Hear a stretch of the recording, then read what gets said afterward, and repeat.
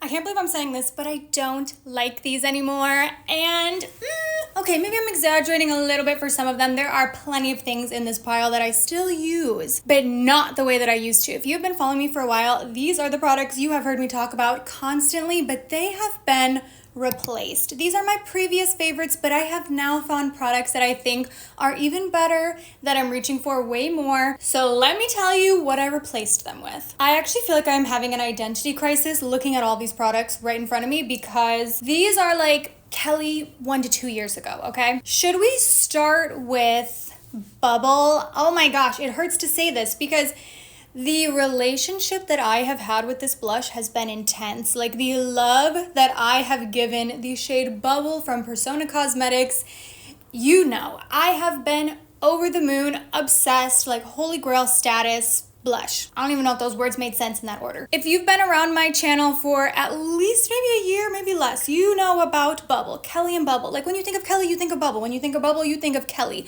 but not anymore.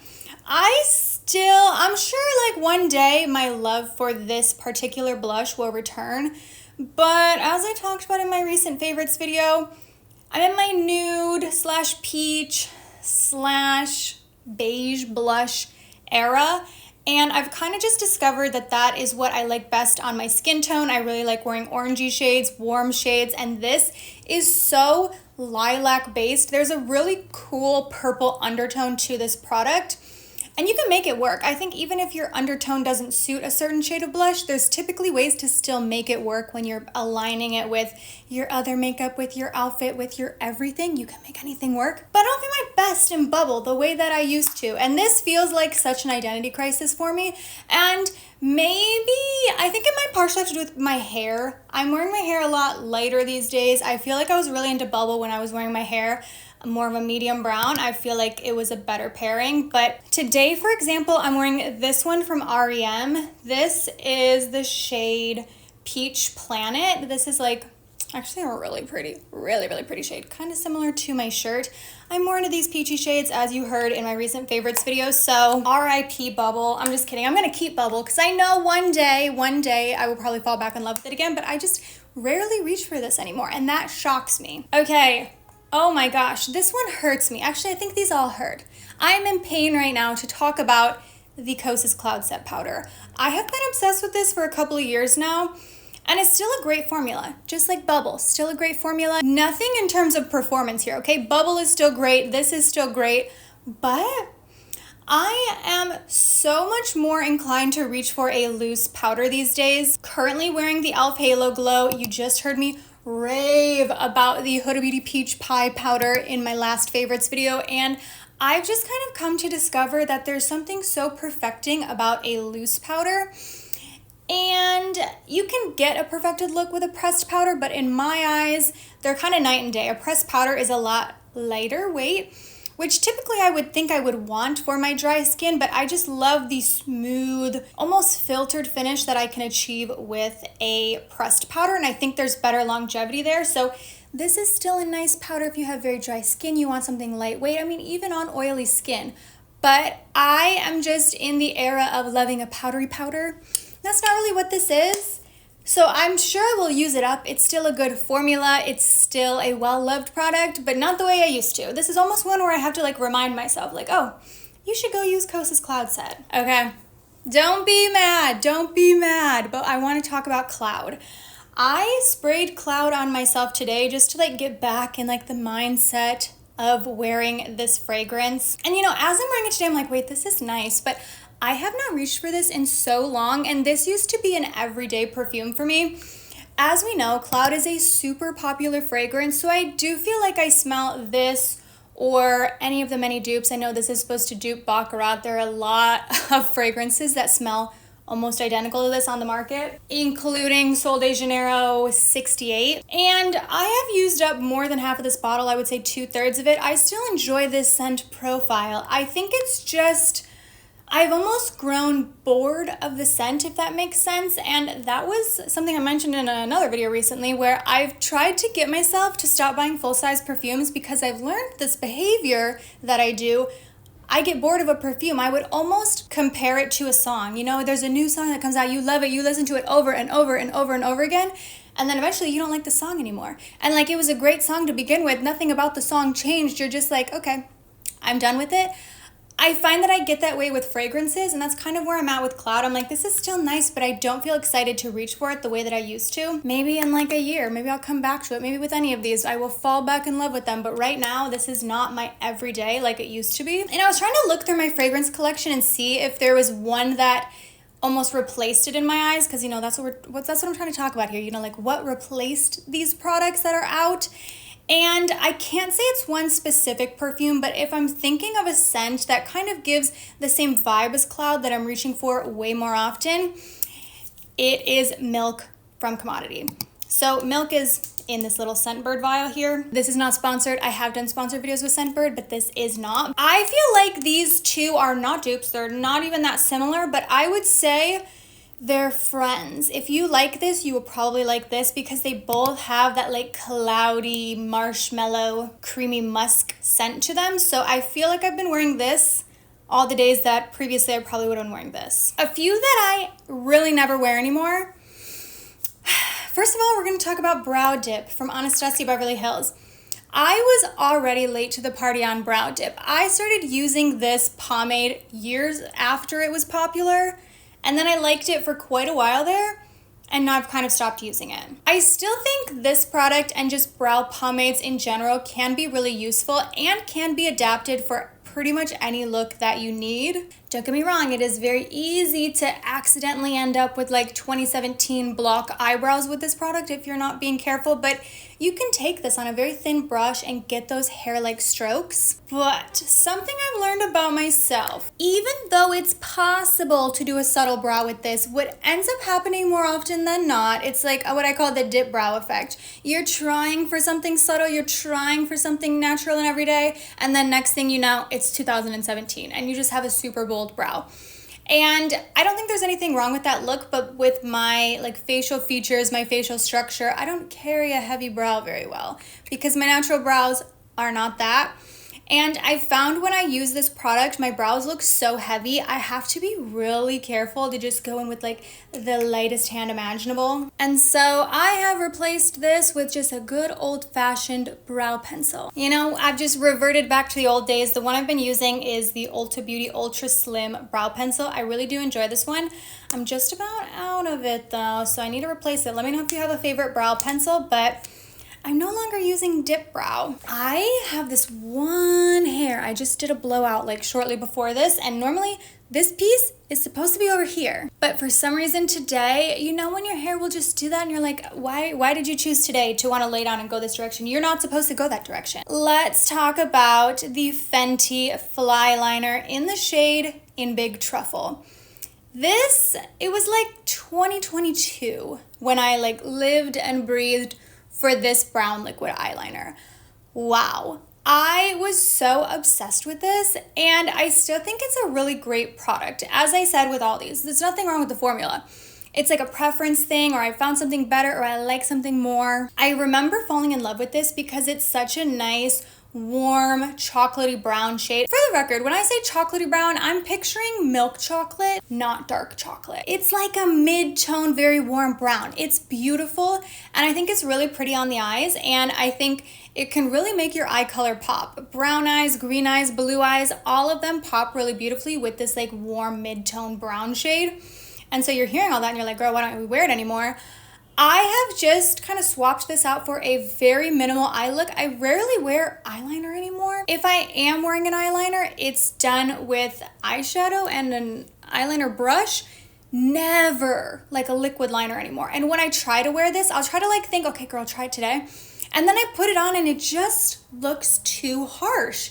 And one thing I've noticed as I've gotten older, there are a lot of makeup techniques that I used to love that I think wore really beautifully on my face that I do not like anymore. And one of those is eyeliner. My eyes are like slightly downturned to begin with, and you know, as I've gotten older, it's a little more exaggerated with gravity. I can see my eyes becoming like slightly more hooded, so when I'm wearing liquid eyeliner on them, it doesn't sit as well as it did when I was in my early 20s. And so when I wear this product, occasionally I reach for it, I try it on, which I probably should not be wearing because no, it still smells fine, but like I've had this open for too long. But we'll say this or any liquid liner, I just don't like the way it sits as much as I used to. And I would say that change as I'm getting older has affected the way I look at a lot of products. Things that were my favorite 5 years ago, or even makeup techniques that I did 5 years ago, I don't like as much these days, partially based on preference, but partially because of the way that they sit on my face. And that's been something to kind of like figure out and navigate in real time as I'm trying techniques that have worked for me in the past that I really liked, and now I'm like, maybe this isn't working as well. Maybe I need to try something else. And that has definitely influenced me no longer really reaching for a liquid eyeliner. Okay, brushes. Do you remember my obsession with the 101 from BK Beauty? So this, for me at the time, I feel like I wasn't really using this type of brush when I first fell in love with this one. So it was doing things I didn't even think a foundation brush could do. You know, I normally was not even a fan of using a brush to blend out my foundation. But this one changed everything for me because it has the density to it to really buff the foundation into the skin, but it's angled so you can kind of draw it down and get that really smooth finish. And it's soft enough and it's dense enough that you're not really getting streaks. Like, this is a great foundation brush. But when they released the baby version of it, I never looked back. Like, I still love you. You're still great. You were my first love. I could get rid of the 101 and just keep the 109 because this is so much more versatile. I know this one has like recently gone viral on TikTok, and I totally get it because with this brush, I'm mostly using this for foundation. I do my foundation and I put it away. It's done. It's not coming out for the rest of the routine. This brush, if you're traveling with like all cream and liquid products and you're like, I only want to bring one singular brush, bring this one because you can do your foundation with it. Small enough you can do your concealer. I always use this for cream bronzer. You can do like your highlight with it. You can do everything. This is the brush to end all brushes. Like, don't get me wrong, 101 was great, but 109 is better. She walked so she could run. You know what I mean? Like, if you told me, Kelly, get rid of one, this one's gone. Now is when I lose you. You're gonna be like, who are you and what have you done with Kelly? And that was truly what I was thinking as I was laying all these products out for the video. I'm like, who am I? But let's talk about the NYX lip liners. I'm like, I owe you an explanation on this one because I have been the #1 fan of the NYX lip liners for years now. I've been shouting from the rooftops. I've been telling everyone, have you tried the NYX lip liners? Have you heard of the NYX lip liners? And I feel like a fraud to tell you today, I haven't been reaching for these that much lately because I've been reaching for other lip liners. Now, don't get me wrong, the NYX lip liners are still great. They have so many shades. They're incredibly affordable. They're $5. They're some of the cheapest at the drugstore, and they have so many options. Any shade you've ever wanted, NYX has it. So they still have a place in my heart. I have like 6 or 7 of them. I love them. But they're not getting reached for as much anymore. I would say in terms of drugstore lip liners, the ones I'm gravitating toward are the ones from Rimmel. These are great lip liners. If you didn't know, Rimmel recently went cruelty-free. They have fantastic lip liners at $6. And the new ones from e.l.f. that are $2 are so good. So I know with the NYX ones, the main complaint I hear from people is that they're too dry. And I can attest to that. They're definitely more dry than most lip liners, you know? I personally don't want my lip liner to be too creamy because then I feel like I get into a globby mess. I don't get precision. I don't get longevity. In my eyes, the perfect lip liner, it's like a Goldilocks situation. I'm like, not too dry, not too creamy. And if I was doing a scale, a dry to creamy scale, that's the grossest thing I've ever said. But if I was doing that on lip liners, NYX would be just below half, you know, a little closer to dry, but not full on dry. These ones, the e.l.f. ones, again, on our scale, they're pretty close to creamy. I'm sorry you guys for these descriptions. And then Rimmel is a little more in between, okay? Hopefully editing Kelly figured out the graphic that I have envisioned in my head and she was able to implement it into the video. And I apologize in advance for making you make that. But goodbye, NYX. I will always love you. I will always hold on to my NYX lip liners, but I'm just not reaching for them as much as I used to. A skincare one. Let's talk skincare for a moment. This is from Drunk Elephant. It's the Bouncy Bright Facial Mask. This has 10% azelaic acid and 1% salicylic acid. If you know me, you know I'm acne prone. You've probably heard me talk about that. I've been on a whole journey. I've done videos on my tretinoin journey. How many times am I gonna say journey? One of my skin's favorite ingredients is azelaic acid, and that was why I initially fell in love with this mask, because it was wonderful for my little forehead acne bumps, or just like keeping my acne at bay. And it's still great, but it's Drunk Elephant, so it's Drunk Elephant prices.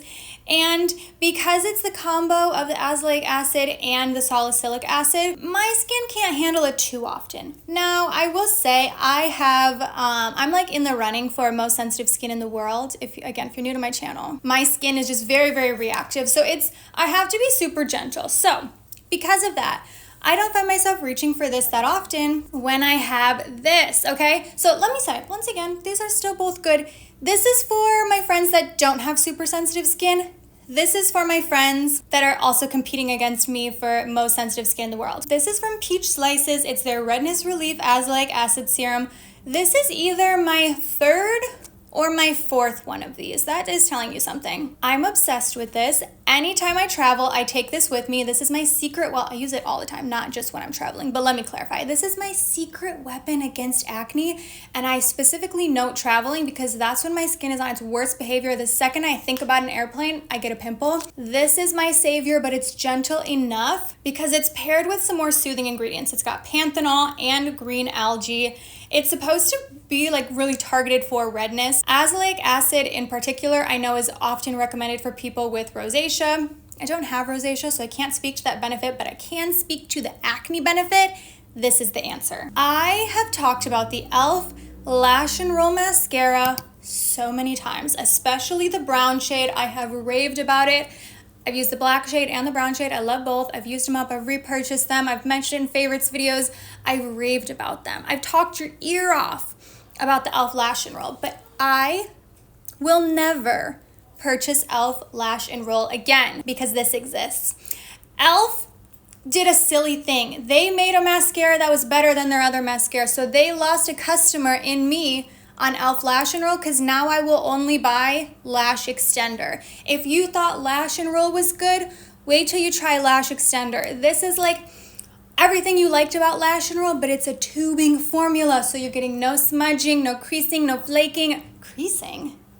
Did I just say creasing? Like this is an eyeshadow? No flaking, no smudging, none of that. I mean, also it's not gonna crease, but I don't think you were expecting it to. It's a great shade of brown. Today I have on the Rudy Barrel Buble. I'm sitting here editing and I cannot stop laughing at what I just said. And now I'm like, that's actually such a tongue twister. Rudy Berry Buble. Rudy, I'm so sorry. Brown mascara. I've been testing this for a while. Every time I mention brown mascara, you guys are like, did you try Rudy's? Did you try Rudy's? I have it on today. I really like it. It reminds me a lot of this one, and I would say shade-wise, they're pretty similar. This is still my top spot. It's a great formula. I've heard it's supposed to dupe the Thrive, but I haven't tried the Thrive, so I can't confirm that. Actually, though, oh, I wish I could remember. Someone left me a comment the other day. They're like, no, it doesn't dupe Thrive. They were telling me they feel like it dupes something else better, and I can't remember. So let me know if you've tried it. Let me know if you feel like it's similar to something. Okay, honestly, I feel like a fraud because these were my favorites for so long. And like I said, I still have love in my heart for them, but they've been replaced, which I guess is a good thing. You know, as I'm trying more products, that's best case scenario, that I like something more, and that as we're trying more products, we're finding things that are even better. But I hope you enjoyed this video. Thank you so much for watching, and I will see you in my next one.